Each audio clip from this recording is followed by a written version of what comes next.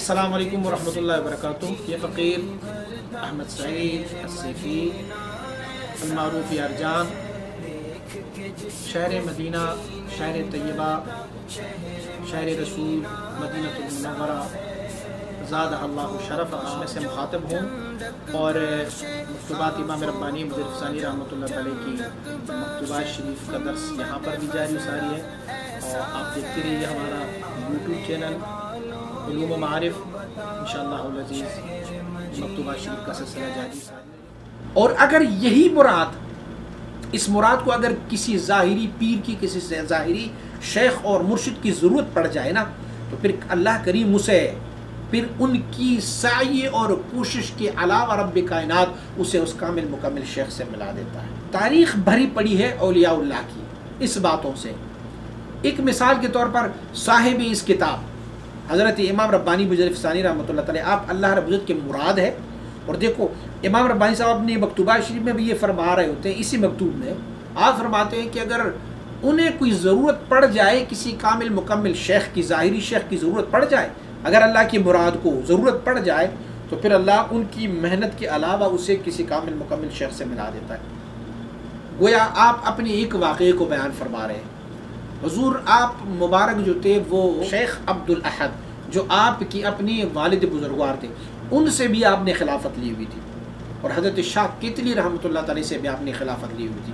لیکن اس کے بعد حضرت باقی باللہ رحمۃ اللہ تعالی سے آپ مرید و اکتساب لیا، لیکن آپ نے باقی باللہ رحمۃ اللہ تعالی کو تلاش نہیں کیا تھا۔ آپ سفر حج پہ جا رہے تھے، اور جب آپ دلی پہنچے تو آپ کا ایک دوست حسن کشمیری ان کو ملے، اور حسن کشمیری نے ان کو فرمایا کہ یہاں پر کابل سے ایک ایسی ہستی آئی ہے کہ وہ جس کی طرف توجہ فرماتے ہیں تو ان کی مردہ دل کو زندہ فرما دیتے ہیں۔ آپ نے فرمایا اچھا مجھے اس بندے سے ملا دو، اور جیسے آپ مبارک وہاں پر گئے حضرت باقی باللہ رحمۃ اللہ تعالی کا، تو جب دیکھا تو آپ نے فرمایا زمینی بلاد ہند میں اللہ نے مجھے کعبۃ اللہ سے ملا دیا، بس میں اب ان کے ساتھ وابستہ ہوں۔ دیکھیں آپ مراد ہے، انہوں نے تلاش کوئی نہیں کیا، بغیر تلاش کے اللہ کریم نے اسے کامل مکمل مرشد سے ملا ہے۔ تو آپ فرماتے ہیں کہ اگر مراد ہو تو مراد کے لیے پھر قانون یہ ہے کہ ان کی محنت کے علاوہ اگر اسے کسی ظاہری پیر کی ضرورت پڑ جائے، ظاہری شیخ کی ضرورت پڑ جائے، تو اللہ کریم ان کی محنت کے علاوہ ہی انہیں کسی کامل مکمل شیخ سے ملا دیتا ہے، اور پھر وہ ان سے اکتساب فرما رہا ہوتا ہے۔ آپ مبارک فرماتے حاصل کلام یہ کہ مراد جو ہوتا ہے نا، اسے اللہ کی عنایتی ازلی ان کی متکفل حال ہے۔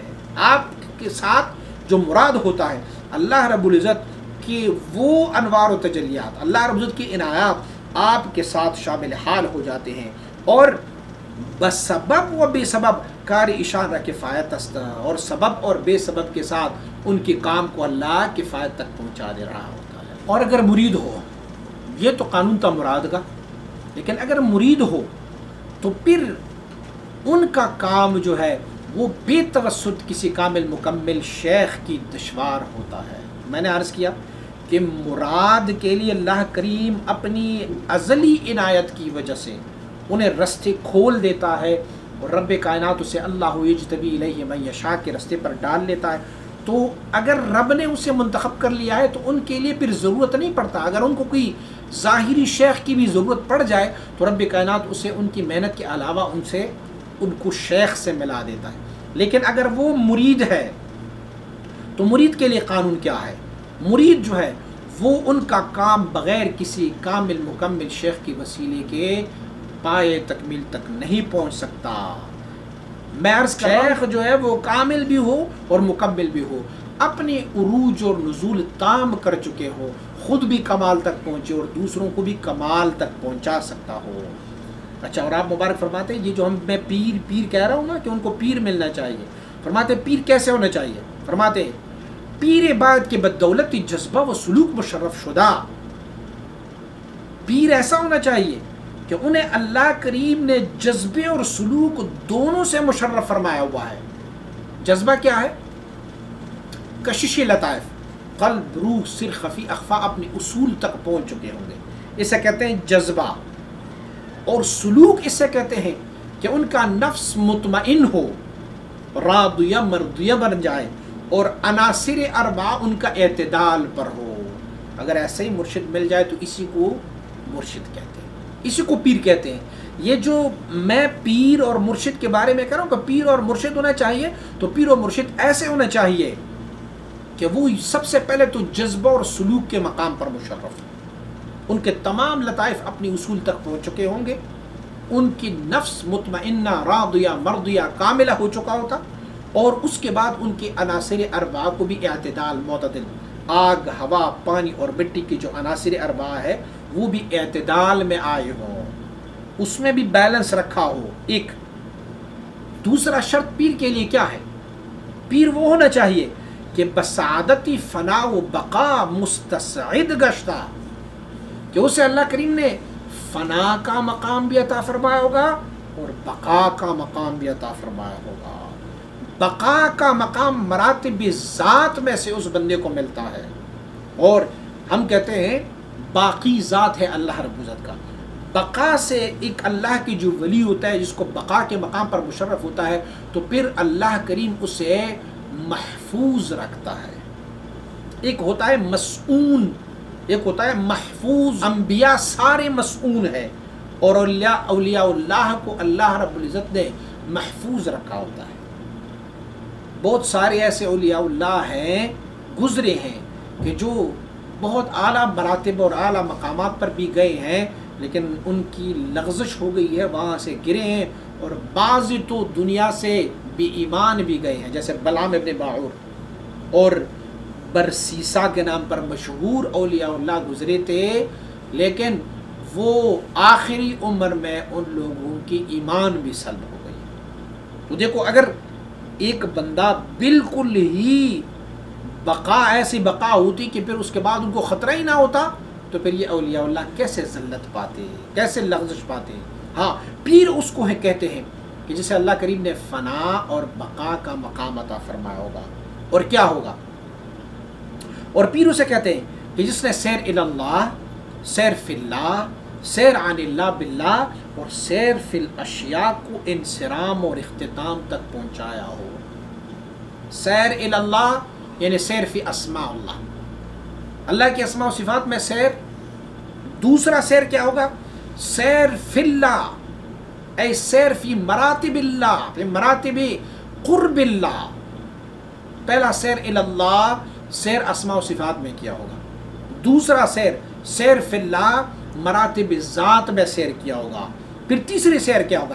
سیر عن اللہ باللہ، اللہ سے واپسی کی سیر، لیکن اللہ سمیت اللہ کے ساتھ۔ کیا مطلب؟ جب دو سیر انہوں نے کی شروع میں عروج والے سیر، اب اس کو اتنا فیض ملا، اتنا کمال ملا ہے کہ وہ اپنے ساتھ اسی فیوزات و کمالات کو لے کے مخلوق کی طرف آ رہا ہوتا ہے۔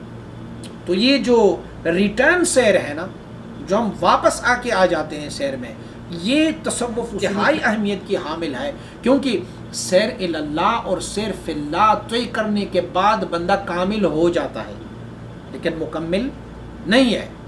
عالم اسباب سے تو فوق ہو سکتا ہے، لیکن اصل سیور جو ہے یہ دو ہے، جو سیر عن اللہ باللہ ہے اور پھر سیر فی الاشیاء ہے۔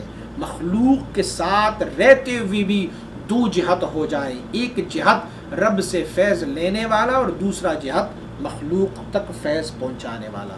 تو ہے اگر کوئی ایسا کامل مکمل شیخ جس نے سیر عروجی بھی کیا ہو اور سیر نزولی بھی کیا ہو، سیر اللہ اور سیر فی اللہ بھی کیا ہو، اور سیر عن اللہ باللہ اور سیر فی الاشیاء بھی کیا ہو، تو اس کو منصب وہ ملتا ہے جو کام اور ڈیوٹی اور وظیفہ انبیاء علیہ السلام کا تھا۔ اس بندے کو وہ ڈیوٹی سونپی جاتی ہے، وہ نبی ہے، یہ ولی ہے، یہ امتی ہے، وہ آقا اور مولا اور پیغمبر ہے، لیکن ان کی طبعیت میں، ان کی وساطت میں اللہ رب العزت ان کو یہ مقام عطا فرما رہا ہوتا ہے۔ اب ہوتا کیا ہے؟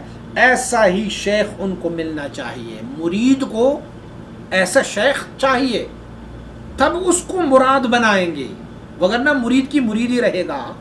جب شیخ خود ان سیور سے ناشنا ہے، جب شیخ اور پیر صاحب کو یہ معلوم نہیں کہ فنا اور بقا کیا ہے، جب شیخ اور مرشد کو یہ معلوم نہیں ہے کہ سیر اللہ اور سیر فی اللہ کیا ہے، سیر عن اللہ باللہ کیا ہے، یار اگر معلوم ہی نہیں ہے تو پھر کرنا تو دور کی بات ہے۔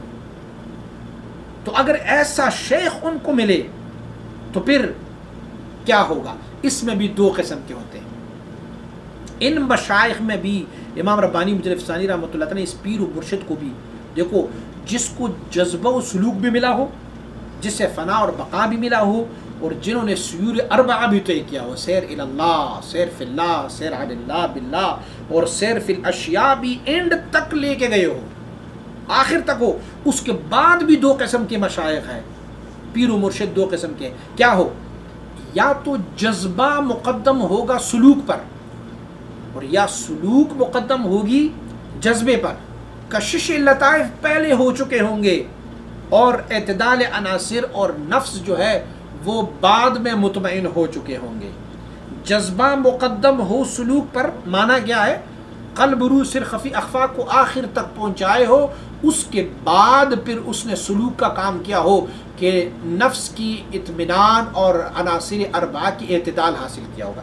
اس کو کہتے ہیں وہ سالک جس کو مجذوب سالک کہتے ہیں. مجذوب سالک کیسے کہتے ہیں؟ اور ایک ہوتا ہے سالک مجذوب کہ جس کا سلوک مقدم ہو اور جذبہ بعد میں ہو. یعنی پہلے اس نے نفس، شیخ کامل مکمل نے ان کو ایسی جگہ پر رکھا ہو، تھوڑا کھاؤ تھوڑا پیو، چلے کاٹو، لوگوں سے دور رہو، عبادت و طاعت زیادہ کر لو، پہلے اس کی نفس کو مطمئن کر دیتے ہیں. اس کے بعد اسے جذبے کے مقام پر لے کے آتے ہیں، پھر لطیف قلب میں، پھر سر روح میں، پھر سر میں، خفی میں، پھر اخفا میں ان کو دے دیتے ہیں. تو آپ مبارک فرماتے ہیں کہ اگر کوئی ایسا شیخ مل جائے نا کسی مرید کو کہ جن کا جذبہ سلوک پر مقدم ہو، قلب روح سر خفی اخفا کو سارے انصرام تک پہنچائے، اس کے بعد پھر نفس اور پھر عناصر اربعہ کی طرف آ جائے. اور فرماتے ہیں وہ بتربیت مرادان مربع شدہ، اور وہ ایسے ہو کہ وہ مرادوں کی تربیت سے تربیت یافتہ ہو چکا ہو. بھئی پیر بھی ایسا ہو کہ کسی مراد کے لڑ لگا ہو، کسی مراد کے لڑ لگا ہو، مراد نے اس کی تربیت کی ہوگی، اور پھر ان کو ایسا پیر مل جائے جن کا جذبہ مقدم ہو سلوک پر، تو آپ فرماتے ہیں کیا ہے؟ وہ کبریت احمر ہے. آپ فرماتے ہیں وہ سرخ گندک ہے. سرخ گندک کیا ہے؟ اس میں سے بہت سارے اصطلاحات موجود ہے کہ سرخ گندک یا تو وہ ماچس کی تیلی کے اوپر لگا ہوا مسالہ، اس کو سرخ گندک کہتے ہیں، یا تو وہ ہے. چونکہ وہ سرخ گندک جب آپس میں ملتے ہیں تو اس میں سے ایک شعلہ بھڑکتا ہے، آگ جلتی ہے اس کو. یا کبریت احمر اکسیر کو کہتے ہیں، نایاب چیز، کوئی ایسی چیز کہ بالکل نایاب ہو.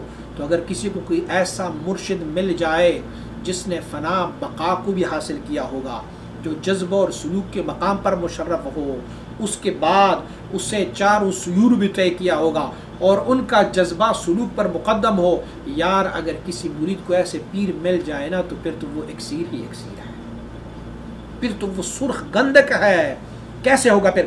کلام او دواس، پھر ایسے شیخ کی کلام میں بولنے میں دوا ہے. اے دوا نہیں کہ بخار لگی ہو اور دوائی دی اور بخار ٹھیک ہو گئے، نہیں، وہ اندر والی بیماری کو جب وہ بولتے ہیں نا تو تمہاری اندر والی بیماری ختم ہو جاتی ہے. ان کی کلام میں وہ دوا ہے. اور نظری او شفائے احیائے دلائے مردہ بتوجہ شریف او منوتس، ان کی کلام دوا ہے اور نظر ان کا جو ہے وہ شفا ہے، اور اس شفا کی وجہ سے، ان کی نظر کی وجہ سے مردہ دل ان کی توجہ شریف سے زندہ ہو جاتا ہے. مردہ دل ان کی توجہ شریف سے زندہ ہوتا ہے. اور آپ کی افسردہ جان، آپ کی اس جان کی جو کبھی افسردہ ہوتے تھے، وہ ان کی لطیف نگاہ سے اس میں تازگی آ جاتی، اس میں جان آ جاتی. پھر وہ شیخ ایسا کامل مکمل کا. اچھا اگر ایسے کامل مکمل نہ مل جائے تو پھر مرید بیچارہ کہاں جائے، کس کو طلب کر لے؟ آپ مبارک فرماتے ہیں کہ اگر اس طرح کے صاحب دولت نہ مل جائے جن کا جذبہ سلوک پر مقدم ہو، یہ یاد رکھیں بقیہ تو سارے مراتب اس نے طے کیے ہو گئے، فنا بقا پر مشرف ہوں گے. پیر کامل مکمل فنا بقا پر مشرف ہوں گے. پیر کامل مکمل جو ہے وہ ان جذبہ اور سلوک سے مشرف ہوں گے. پیر کامل مکمل جو ہے وہ سیور اربعہ کو طے کر چکے ہوں گے، یہ تو ہے، اور پھر ان کا جذبہ سلوک پر بھی مقدم ہوگا، لیکن اگر جذبہ سلوک پر مقدم والا شیخ نہ ملا تو پھر کیا کریں؟ آپ مبارک فرماتے ہیں کہ اگر ایسا مرشد نہیں ملا کہ جن کا جذبہ سلوک پر مقدم ہو تو آپ فرماتے ہیں کہ سالکی مجذوب بھی غنیمت ہے۔ کوئی ایسا شیخ ہونا جن کا سلوک جو ہے وہ پہلے ہو اور جذبہ بعد میں ہو۔ حضرات مشائخ نے اس کو بھی تقسیم فرمایا ہوا ہے، فرماتے ہیں مجذوب سالک نقش بندی ہے، اور فرماتے سالکی مجذوب جو ہے وہ چشتی ہے، قادری ہے، سہروردی ہے، کہ رب کائنات نے سلسلہ علیہ نقش بندی کو کمال یہ عطا فرمایا ہوا ہے کہ یہاں پر جذبہ مقدم ہے سلوک پر، یعنی کشش لطائف۔ آپ کو معلوم ہوگا کہ جب سلسلہ علیہ نقش بندی کے بزرگ جب کسی کو ذکر دے دیتے ہیں تو پہلے اسے لطیف قلب سے شروع کر دیتے ہیں، اور لطیف قلب سے ان کا کام شروع کر دیتے ہیں، اس کے بعد ان کو چھٹا سبق لطیف نفسی میں دیتے ہیں، اور پھر 7واں لطیف قالبی میں دیتے ہیں۔ لیکن چشتی شریف اور قادریہ اور سروردیہ کے بزرگ کیا کرتے ہیں، وہ پہلے ان کا کام سلوک سے شروع کر دیتے ہیں۔ ان کو کہتے ہیں تھوڑا کھاؤ، تھوڑا پیو، تھوڑا سو، زیادہ عبادت کرو، لوگوں سے دور رہو، چلے کاٹو، جنگلوں میں جا کے بیٹھ جاؤ، یہ کرو وہ کرو، تسبیحات پڑھو، نمازیں پڑھو، زیادہ کثرت سے نوافل پڑھا کرو، تاکہ تمہاری نفس کو لطافت مل جائے، تمہارا نفس مطمئن ہو جائے۔ اس کے بعد پھر وہ جذبے کا کام شروع کر دیتا ہے۔